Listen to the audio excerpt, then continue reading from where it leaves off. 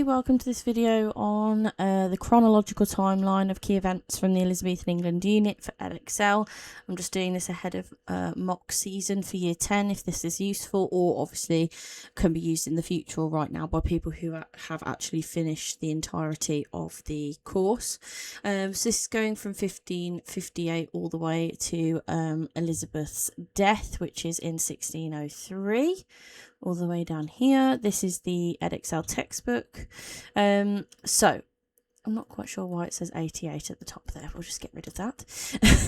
So we'll start obviously at the beginning. So 1558, Elizabeth is crowned queen. So she replaces her half sister Mary, who was a very, very devout Catholic, caused a lot of problems in her own reign, but she dies childless, so she acknowledges that she has to make Elizabeth queen because there's not really anybody else. So she's married to Philip II of Spain, who, as we know, is, well, hopefully know that he's quite a strong person to remember, quite a key person to remember in this unit, as he brings a lot of opposition to Elizabeth. So that's 1558, and pretty much straight away Elizabeth brings in her religious settlement. Some people call this Elizabeth's middle way, some people don't. I would go with religious settlement, as this is usually the more accepted term and the official term. So this includes technically three, but two main acts. So the first one is the Act of Supremacy. So this makes Elizabeth supreme governor of the Church of England. So all clergy and royal officials have to swear an oath of allegiance to her as basically the head of the church. But if you remember, or should have been told, Henry VIII, her father, made himself supreme head of the Church of England. So supreme governor is a bit of a change. It makes, I guess, her feel a bit more approachable. She's not totally domineering. That's sort of the vibe it's giving off. However, she is still very much in charge of the Church of England. The second one is the Act of Uniformity. So this established the appearance of churches and the form of services that they hold. So easy way to remember it, hopefully, is that Act of Supremacy just makes Elizabeth supreme on top, number one, in terms of the church. And then Act of Uniformity, everyone's in uniform, we all look the same. So that's how you can think of the churches. The third thing that people always forget is the Royal Injunction. So this is a set of instructions that are issued by William Cecil, and they basically are reinforcing these two acts, and it includes instructions on how people should worship God and the structure of services as well. So they use these to check people are following the first two, and they did find that a lot of people were not following the first two. So actually, in terms of a Protestant mindset, this was quite an important part of this. So 1559, my French is terrible because I haven't done it since I was about 10. But the Treaty of Cateau-Cambrésis, oh God, probably ruined that. But this is a peace treaty between England and France, and this ended the war that Elizabeth inherited from Mary I, who went to war alongside her Spanish husband Philip, who obviously, as I said, he comes up a lot in this.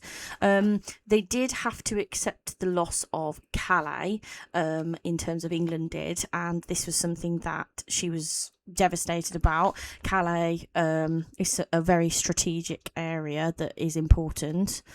So the English had held it since the 14th century, 1347 as it says here. It means England has a military base in France. It's a trading post, and in the 1550s England had sided with Spain in a war against the French, as Mary was married to Philip. So in 1559 this is when this treaty comes in, and under this treaty England has to return Calais to France. So obviously a bit embarrassing for Elizabeth, and regaining Calais became something that she felt was quite important in terms of her foreign policy, because she could sort of rectify the mistake that Mary made. I can't remember which of them it was, but one of them said, when I die and you look at my heart or something, you'll find Calais. So this is obviously like a really important area, and plenty of monarchs have held Calais from England for a long time. So next in 1560 we get the Treaty of Edinburgh. So there's something called the Old Alliance. I don't know if you should know what it is, but if you don't, so this is a friendship between Scotland and France. So France is wealthier, it has a bigger population than England does. obviously, as well, I'm sure people know it's France and England are traditional enemies. And so they made friends with Scotland. And this was obviously a bit of a problem for Elizabeth, because Mary, Queen of Scots, the Scottish Queen at the time, and Elizabeth's cousin, has a strong claim to the English throne. So obviously, her also being half French and married to the King of France through her first marriage, it poses quite a big threat to Elizabeth. So this peace treaty is established. So just a brief rundown on the Treaty of Edinburgh. So in 1560, Elizabeth helped Scotland's Protestant lords defeat Mary of Guise, who was Mary, Queen of Scots' mother, who'd been ruling Scotland on her behalf. This is while Mary, is in France with her husband, King Francis. So she's not there, and the Scottish Protestants rebel because they don't like the French Catholic influence that Mary's mother is bringing to Scotland. So with French help, Mary, Queen of Scots could take the throne of England. So Elizabeth secretly sends money to help the rebels to overthrow Mary of Guise, and eventually sends troops over as well. But this whole thing ends in the Treaty of Edinburgh, and the treaty said that Mary, as it says here, would have to give up her claim to the English throne after her husband dies as well, quite unexpectedly, and Mary returns to Scotland. And she never formally agrees to this, but the Protestant lords did control the Scottish government. So she doesn't approve the treaty herself, and she maintains her claim to the English throne. However, obviously, we do have this treaty put in place. Elizabeth has no intention of making Mary Stuart her heir. And so, yes, but this is just another treaty that comes about in terms of if you get asked a question in terms of foreign relations and things like that. So 1563, this is, I struggle to say this, the Statute of Artificers. So this aims to ensure poor relief is collected. So you should look at this when you do the poverty section of the life unit. So as I say, the aim of this is to ensure that the poor relief is collected, but the features of it are anyone who refuses to pay the poor rates could go to prison, and that officials failing to organise the poor relief could be fined up to £20, which is a lot of money back then. So this is one of the four main poverty acts that we see. Then in 1566, so 3 years later, we get the Dutch Revolt. So the Netherlands have been part of the Spanish Empire for a long time, but the Dutch have always governed themselves, and Philip's decision to reorganise the Dutch government and the church angers both the Dutch Catholics and Protestants, and they begin to revolt. Philip sends the Spanish Inquisition over to the Netherlands, which is, if you don't know what the Spanish Inquisition is, roughly, very simply, it is essentially a group of people who are Catholic who are essentially torturing people into finding out whether they're true Catholics or not. It's pretty awful. So just quickly, this is what it looks like. Although it is important to say, if we want to get into mega specifics, the Spanish Inquisition is actually just an extension of the Papal Inquisition. So there are some specifics, but for simplicity's sake, we will say a version of the Spanish Inquisition is sent to the Netherlands. And obviously the Dutch are not particularly happy with that, as you can imagine. So we end up with the Dutch Revolt, and the Spanish government in the Netherlands is essentially bankrupt as well. So we end up getting a real sort of problem arise in the Netherlands. So we'll come back to that. 1568 then is the Genoese loan. So Italian bankers from Genoa lent the Spanish King Philip money to fund his campaign in the Netherlands, which was trying to put down this revolt we've just mentioned. And crucially, when the Spanish ships dock in the English ports, Elizabeth takes the gold off of them. So she claims that this is money that belongs to Italy. It doesn't belong to Spain. So technically, finders keepers in a way. So this increases a lot of tension between them. Obviously the Spanish feel robbed, but Elizabeth is like, well, tough, I suppose. Same year, Mary Stuart flees from Scotland to England. So Mary is forced to flee. She has an unsuccessful attempt to win back her Scottish throne. As I said, it's run by the Lords instead. She raises an army after she escapes prison, but she's defeated in Langside in Glasgow, and the imprisonment is likely, one of the reasons that she ends up fleeing is because Mary marries King Francis first. Obviously, we've said he's died. She then marries Henry, Lord Darnley, and he has a very mysterious death. He's found murdered, and Mary is very much suspected of his murder, especially because she marries a guy called Bothwell pretty quickly afterwards, although we could definitely get into that, but you don't need to know loads about Mary's life. All you need to know is that she's married 3 times. First husband gives her the link to France as well as being half French, but her second husband and his murder is one of the reasons that she flees to England. So that happens then. Then in 1569 we get the revolt of the Northern Earls, so 2 Catholic families, the Percys and the Nevilles. They plot against the Duke of Norfolk to overthrow Elizabeth and replace her with Mary, who is now in England, like we've just said. Norfolk, though, as part of the revolt of the Northern Earls, so if you ever want to talk about this, and talk about specifically the fact that Norfolk's involved, Thomas Howard is his name, he's involved in a lot of these plots, and one of the key parts is that he's meant to marry Mary. He's a lot older than Mary, I think, as well. I believe that he is Catherine Howard, Henry VIII's one of his wives that was obviously executed. I believe that this particular Duke of Norfolk is her cousin, I think. So there is a link there as well. So Elizabeth sent an army of 14,000 men to crush the revolt, which lasts around a month. So the revolt of the Northern Earls is one of the first things, if you get a question on like challenges or plots and rebellions, that's a good one. 1570, Pope Pius excommunicates Elizabeth. This is a biggie that a lot of people don't realise how big this is. Good way to remember his name is the V is very useful because it's like one letter for the number. But Pius, if you struggle to remember the Pope's name, just think of it as if you are pious with an O, like that, it means that you're religious. So obviously it's not got an O, but you could think of it as he's Pope religious, he's Pope super religious the 5th. So Pope Pius. So papal bull just means like he said it officially as the Pope. So the papal bull means that loyalty of English Catholics towards Elizabeth is now in doubt. So it places this wedge between English Catholics, the Queen, and their religion, because obviously and this is a real struggle for a lot of Catholic people, English Catholics specifically, because obviously the Pope is encouraging them to turn against their Queen. That's not the done thing. Typically we don't see a lot of that emerging until a little bit later on, in terms of like the Stuart dynasty and stuff like that. But yeah, so this is a real struggle, I think, internally for a lot of Catholics, as they want to be loyal to their monarch, but they also want to do the right thing by their faith. And remember that the Pope is seen as God's, communicator on earth. He's the closest thing to God. So that is a big deal. To be excommunicated also means that if you are a Catholic, you believe that obviously Elizabeth is not able to enter heaven now, even if, unless she converts or whatever. So a year later, we get the Ridolfi plot. So Roberto Ridolfi is a spy of the Pope. Obviously, he, with a name like that, I'm sure you can assume he's not an English Catholic. So he plots a Spanish invasion of England, and this involves killing Elizabeth off and replacing her with Mary. This is basically the main crux of all of these plots, is to put Mary Stuart on the throne. So as with the earlier plot, she would then marry Thomas Howard, the Duke of Norfolk. However, the plot is uncovered whilst Ridolfi's abroad, and obviously he never comes back. So Norfolk is killed a year later.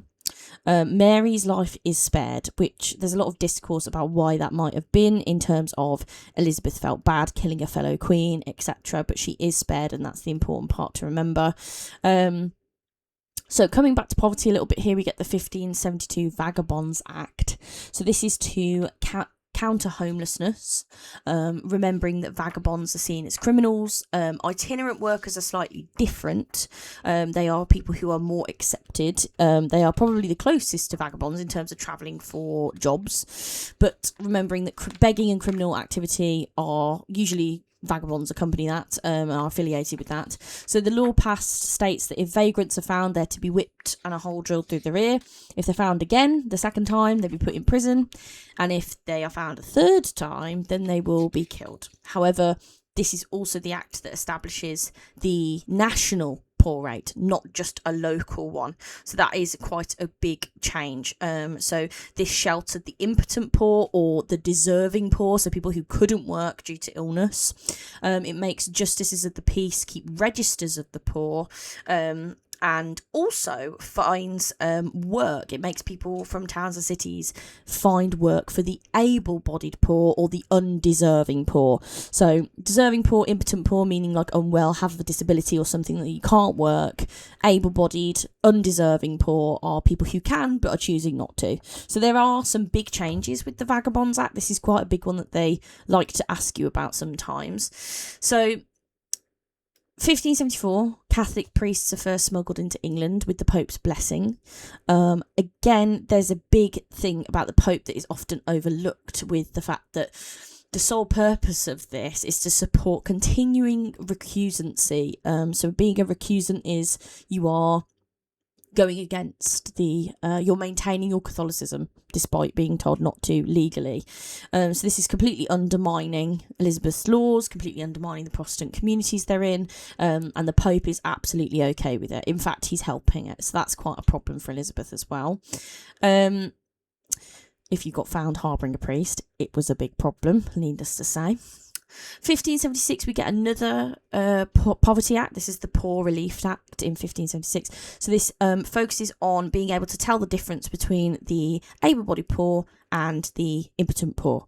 So just as the piece provided able-bodied poor, so a bit of an extension from the Vagabonds Act up here, it provides the able-bodied poor with materials like wool or wood or something to sell, and then they can get work. And those who are refused are sent to prison. The specific word or type of prison is called a house of correction. This was a prompt point on a past paper. So a house of correction is essentially like a special prison where you would be forced to work, but it was seen as a bit more dignified than, like, you know, forcing somebody in public to do it. So 1576, we get the Spanish Fury. So Spain's forces in the Netherlands, don't forget that this is running parallel to all of the things happening in England as well. So Spain's forces in the Netherlands mutiny. They haven't been paid because, as I mentioned, Spanish government in the Netherlands is bankrupt. So silver and riches are brought in from the New World, but the cost of war basically means that Spain can't continue doing this as well. So the Spanish Fury happens, and because they're angry, the forces want to be paid money, they're not getting the money, so this leads to a rampage of the Spanish soldiers, and they sack Antwerp in November of 1576, and this is called the Spanish Fury. And this violence unites, as it says here, both the Dutch Catholics and Protestants, because despite the fact that obviously they're in disagreement anyway, it unites all 17 Dutch provinces, Protestant and Catholic, together. So they draw up this thing called the Pacification of Ghent. So thinking about, if you pacify somebody, it means that you are trying to calm them down, it's non-violent, So here they basically say that, number one, you have to leave in terms of the Spanish troops, send all the Spanish troops away. Two is that the Dutch get political freedom, political autonomy, they do what they need to do on their own in a Dutch way. And thirdly is you will leave them alone in terms of this sort of affiliated Spanish Inquisition situation, or you could just say religious persecution is fine. So Elizabeth does help with this as well. She sends £100,000 to the Dutch rebels and agreed at some point to send a force to the Netherlands to help ensure that this is carried out. And in 1577, we have an important development. It should really go into this bit here. We have an important development in the sense of Philip II. He has a half brother called Don Juan de Austria, and Don Juan arrives in the Netherlands and he agrees to the pacification of Ghent. But it's important to note that Philip himself does not agree to it. Don Juan does, because we see that he comes back again. So 1580, 1577 to 80, Francis Drake circumnavigates the world. So he's the first Englishman to achieve this. He's the second person, or the second crew in history at the time, but it's estimated he returned with about £40,000 of Spanish treasure. His primary aim was to raid Spanish ships and merchants over in the Americas and around his travels. Another element is that he and his family, John Hawkins, who's his cousin, they were attacked by Spanish ships and lots of people died and lost ships and stuff like that. So Francis Drake is full of rage and revenge against the Spanish. That's another reason that he behaves like he does. So the Spanish think he's a pirate. Elizabeth is secretly funding his behaviour. kind of seeing him as a privateer. That's fine, do what you need to do, just don't make it seem like I'm endorsing it necessarily. So he circumnavigates the globe. So 1580, he's then knighted. So this is important because Philip doesn't like this because of all the things we just said. Sees Drake as a pirate. He thinks Elizabeth's act is deliberately provocative, trying to annoy him, knighting him on his ship of the Golden Hind. Having disrupted so much Spanish trade, Philip's like, you are taking the mick. So 1583, we get another plot. This is the Throckmorton plot. So Mary's cousin, come back to Mary Stuart, the French Duke of Guise. So we've got a new guy now. Surprise. He intends to invade England and free Mary, overthrow Elizabeth, and restore Catholicism. So English Catholic Francis Throckmorton was just he was an owl, a pigeon, a communicator between these people. He's actually not anybody that important from what I understand anyway. So Spymaster and Secretary of State, he wouldn't have been called Spymaster at the time, he would have been called like an intelligentsia or something. But Secretary of State from 1573 was Sir Francis Walsingham. He uncovers most of these plots, if not all of them, through using his spy network. So Throckmorton was tortured and he confessed but was then killed, which is interesting because I believe he was minor gentry, if not a noble, so that's kind of unusual. So thereafter, up to 11,000 English Catholics were either arrested or monitored under surveillance because of the plot. So obviously it doesn't go ahead, but it's only because Walsingham actually uncovers it. However, we can see that Mary pops up again, which is interesting. So 1584, we get the Treaty of Joinville. So think of this as they join together. So the French Catholic League signs a treaty with Philip. So the aim is to get rid of Protestantism because obviously these are two Catholic countries, and this means that both France and Spain are now against England, and obviously Elizabeth is in an extremely precarious position. So Treaty of Joinville, think of it as France and Spain joined together. So as a response, in 1585, I always think of this as they join together and then Elizabeth thinks it's nonsense. So Treaty of Nonsuch. So this is Elizabeth's first sort of properly public display of support for the Dutch rebels. She previously has done this, as we've talked about up here, but this is all very much secret and kind of on the down low. This time she's like, I think not. So she significantly commits herself to supporting the Dutch rebels directly against the Spanish, and she pledges to finance an army of over 7,000 English troops, and she puts Robert Dudley, Earl of Leicester, in charge. So essentially this means England and Spain are now at war with each other. So be mindful of the date. 1585 is when we start to see this war appear, but it's not till about 3 years later that we actually get the Spanish Armada, so just be mindful of dates there. So all Catholic priests are ordered to leave the country because there's an imminent war seemingly happening, and Elizabeth is determined to get rid of people who are against her, as you can imagine. So Catholic priests are ordered to leave so that they don't make this matter worse. While this is happening, the first colony in Virginia is established as well. So this is viewed as obviously significant because it means that it's, new land, increased trade, and they can go there and spread the word of religion, of Protestantism, and use the area as a base for attacks on Spanish colonies that are already there. So Virginia can be thought of in relation to the wider conflict with Spain, because remembering Spanish colonies are already there in the New World. Remembering as well that expanding Protestantism is a big thing. A lot of the English settlers felt like they were, quote, saving the souls of Native Americans who, obviously they held a negative view of. So 1586, we get the Treaty of Berwick. So Elizabeth and James VI agreed to maintain Protestantism as their respective countries' religion. So James also pledges to help Elizabeth if she is invaded, and essentially this means that Elizabeth can focus on the Netherlands and not worry about what's happening up in Scotland. Also remembering that James VI is Mary Stuart's son with her second husband, Henry Lord Darnley. So he does become James VI and first of England, but you don't need to worry about that because that's not obviously part of the Elizabethan spec because Elizabeth's dead. So the Treaty of Berwick is a good one in terms of not worrying about the northern border.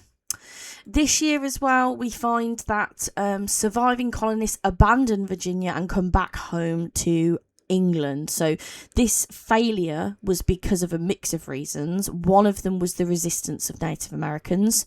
Conflicts between the settlers and the natives did not really end very well, and you know, a lot of these settlers didn't really know what they were doing, and they were treating the natives poorly, etc. There was also a loss of supplies because of the damage incurred on one of the ships called the Tiger, and also the planning of the voyage. Hopefully you'll have gone over this, but the planning of the voyage is set off too late for crops to be planted. So then the settlers are dependent on the Native Americans giving them food and supplies, and obviously they're not treating them properly, so it's all a big failure. So in the end they go, do you know what, stuff this, let's just go home, it really doesn't matter that much. So that's what we sort of see here. So this is a big year, 1586, because we've also got the Babington plot, and out of all the plots, the Babington plot is one of the biggest ones, because this is what technically gets Mary killed. So Philip and the Pope support the plot once again, that would involve the invasion of England by the Duke of Guise. So he's in this one too. So the invasion would include the murder of Elizabeth and, guess, that's right, put Mary on the throne. So Anthony Babington, who's an English Catholic, again, not somebody who is of note necessarily outside of this. He writes to Mary about the plot, and they exchange letters, even though they are coded or put into some sort of, you know, very cryptic message.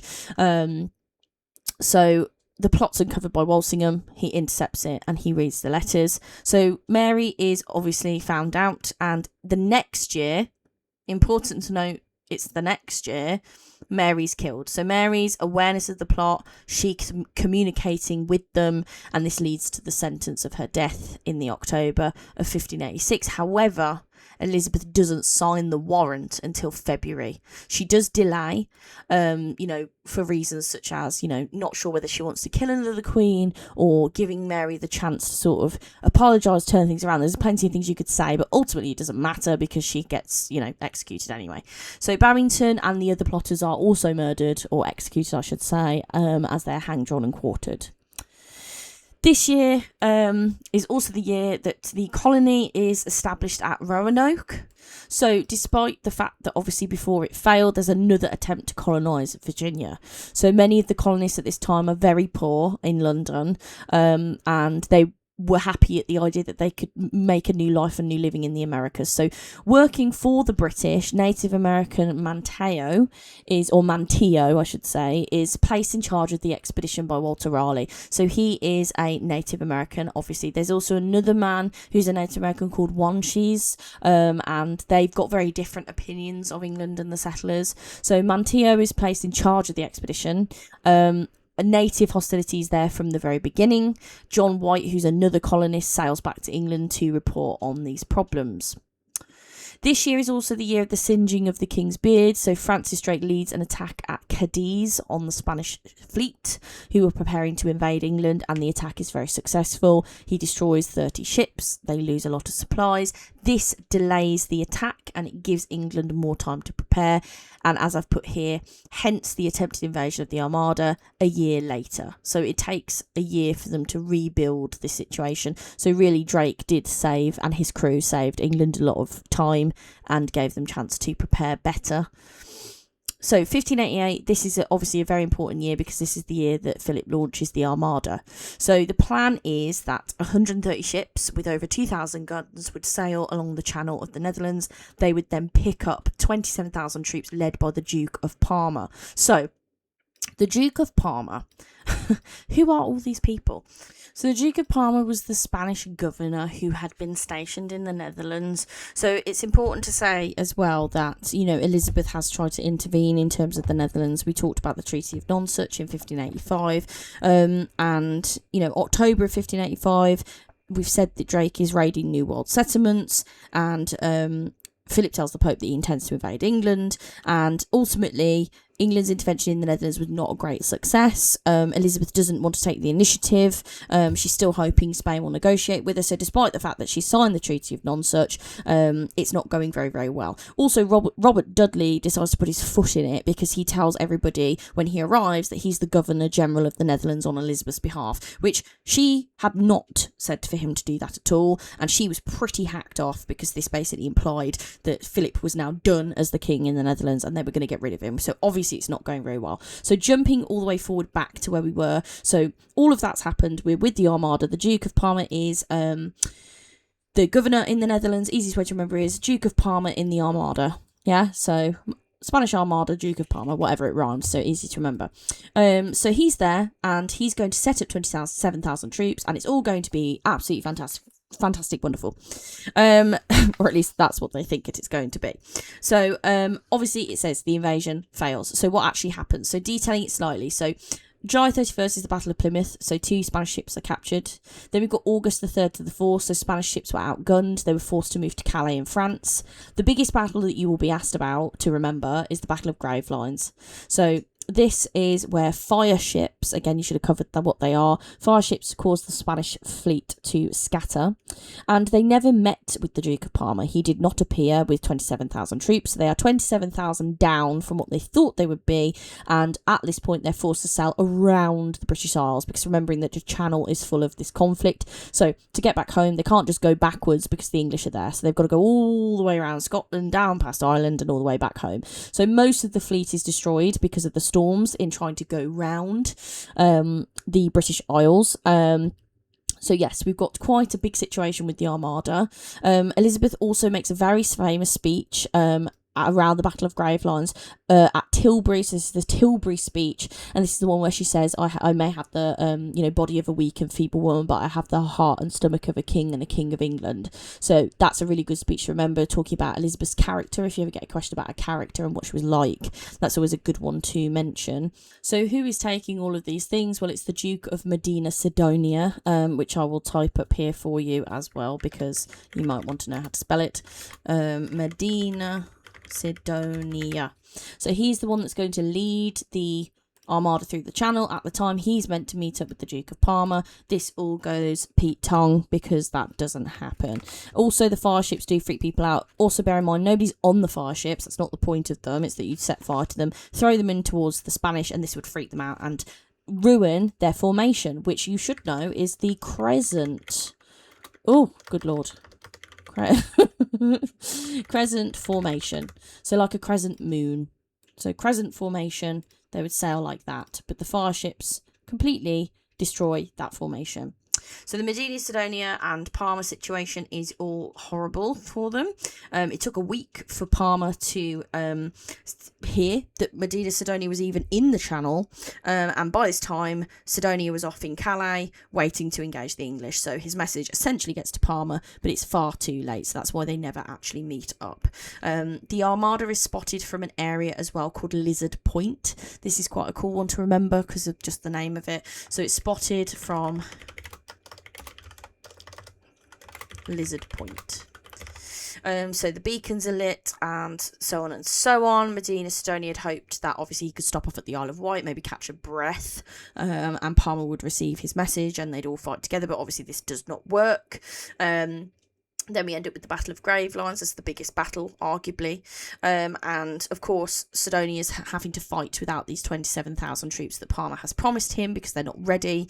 And English ships are much faster. Remember, they're called galleons. The whole design is that they're quicker, that they are lighter, and that they can have better cannons as well. So that whole thing, this is all completely underestimating the English, especially because technically they were outnumbering the English on paper.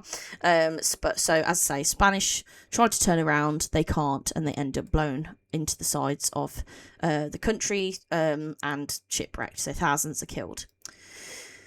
So that's the Armada. Then we get 1590. So English sailors land at Roanoke. They find it abandoned. So John White leads another group to Roanoke 3 years after the attempt to colonise it. And they arrive there and they find it's completely empty. And they don't know where anybody went. The idea is that they just went to the local let's say local, the nearest native group.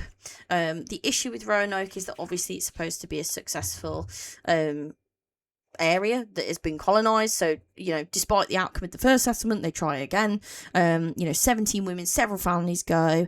And as I say, they're poverty-stricken people, right? So they're trying to start a new life. But so we've got Manteo, who was made Lord of Roanoke by Raleigh, and then again, he comes back and obviously finds that it's completely abandoned. Another point of this is that actually, while at Roanoke, John White's advisor called George Howe, he actually disappears and he's found dead with arrow wounds, and Manteo leads an attack against the local Roanoke Native Americans as a retaliation, and then it all ends up completely, again, going Pete Tong, because they kill some of the remaining friendly natives from the Croatoan settlement. So when they arrive and they find that these colonists are gone, they find the word Croatoan carved into a tree.